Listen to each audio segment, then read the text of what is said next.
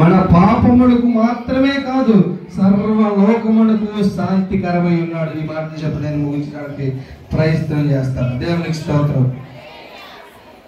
1 యోహాను 2వ అధ్యాయం 2వ వచనంలో ఏం చెప్తున్నాడు? జాగ్రత్తగా ఆలకించరా. ఆయనే మన పాపములకు శాంతికరమై ఉన్నాడు. ఇంకో విషయం, మన పాపములకే కాదట,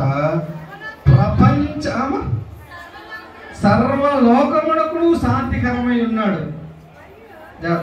చాలా అక్కడితో సరిపోతుంది. సర్వలోకమునకు శాంతికరమై ఉన్నాడు.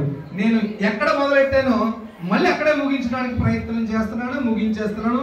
జాగ్రత్తగా ఈ మాట బాగా పట్టుకొని ముగించేస్తున్నాను. సర్వలోకము, ఎక్కడైతే ఈ లోకాలు ఉన్నాయో, సర్వలోకం అంటే చెప్పండి,